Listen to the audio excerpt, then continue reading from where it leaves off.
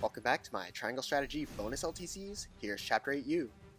Not 8L, because you bet I want my green unit to be Avlora, who is so strong that we'll be giving Quahaug the Vanguard Scarf to Lightwave and warp her onto the boat to help out with the right squad, which is otherwise pretty starved for units.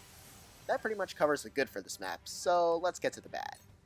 First off, since this map comes from the route where Roland is surrendered in Chapter 7, we've lost our best boss killer. Not only that, but our second best boss killer, Avlora, is out of our control as a green unit.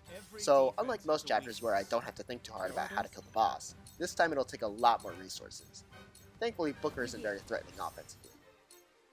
Second thing about this map, and more importantly, this is the first rain map that I've covered, which randomly creates puddles throughout the entire map, meaning I have to spam retreat until I get something favorable. For example, Anna needed her entire path to be dry in order to use her full 5 movement to reach the calves. Technically, I could have gotten around this with the movement bangle, but with both resurrection earrings, her chances of survival become pretty much guaranteed. After that, there are 2 more instances of needing favorable puddle formations. The archer below Maxwell must have puddles in such a way that he cannot move his full 4 movement and occupy tiles that I will need to.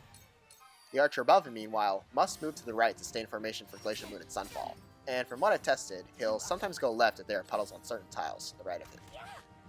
The other downside of the rain is that Frederica loses out on her bonus damage from her passive, so she won't be hitting quite as hard as usual. Ezana's lightning bolts are at least powered up, and the puddles do allow for them to do a bit of spread damage, but honestly, that just creates even more trouble, since it creates more chances to paralyze, and I generally would like to avoid making clears that rely on that, meaning I have to anti-rig them instead. For the other green units, Quahaug warped an archer forward so he could immediately start attacking. This archer is honestly a really underwhelming unit, but those little inaccurate pot shots it'll take will help with the reliability of killing Booker.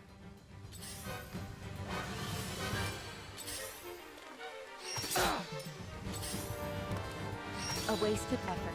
Let me show you what I've learned. So, it falls to me.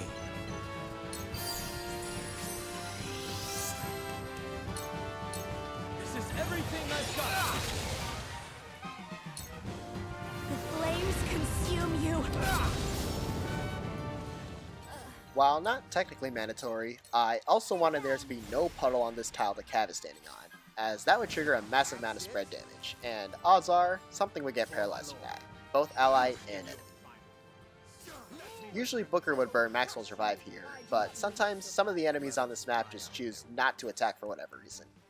I had budgeted 1 QP for Restore to heal him later on, but with the Archer and the Rogue giving him a free pass, I end up not using it. Here you go.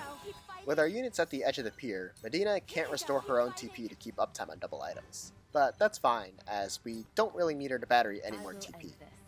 I do make a minor mistake and move her to a tile I want a Quahaug to go to, but it all works out in the end.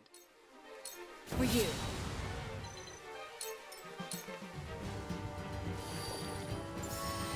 I shall protect you. Now! While there's a healer in the back that I would like Maxwell to pursue, I unfortunately need him to pull back and bring Booker closer to the rest of our allies, especially that green archer, who got paralyzed by the Spark Mage earlier. Not the end of the world, but it does mean that Maxwell will need some counterattack procs.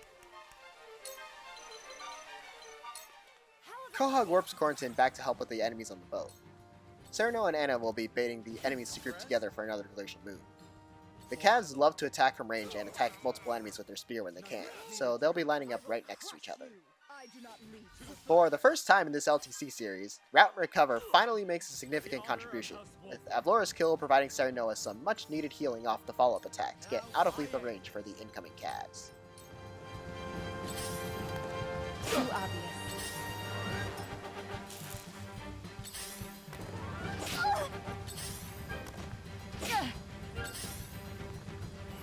Now the fight begins. Let me show you what I've learned.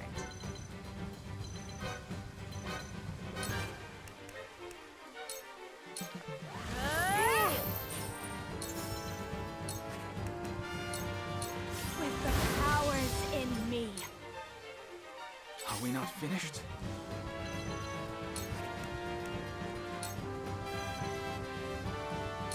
This is everything I've got!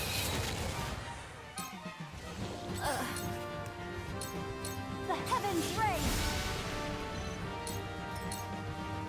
Let us pry out their weakness. We must stay vigilant. Allow me.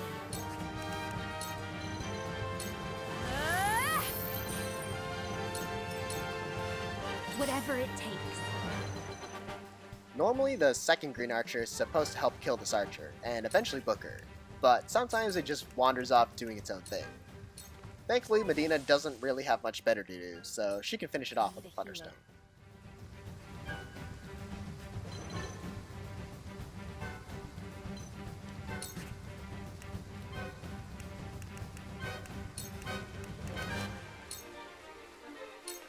For you. For you. I must find a way to return the favor. No fighter. My turn. If I must, this will You've left hurt. yourself open. Is it my turn? With Maxwell and Frederica focused on the healer, and the rest of our hard hitters on the boat, Quahaug's going to have to fill in as our boss killer, with in due course's max HP percent base damage doing far more than what anyone else here can do. Look carefully. Prepare yourself just as I planned. I have Forward. you.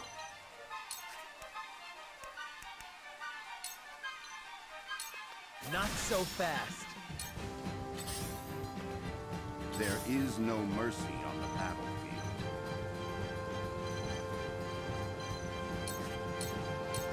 You were overconfident. For the greater good.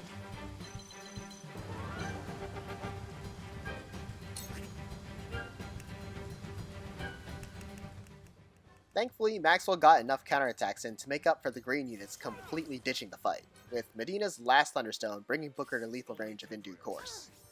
Booker's final attack barely manages to tickle the medic, and that's going to be Chapter 8U completed in 28 turns.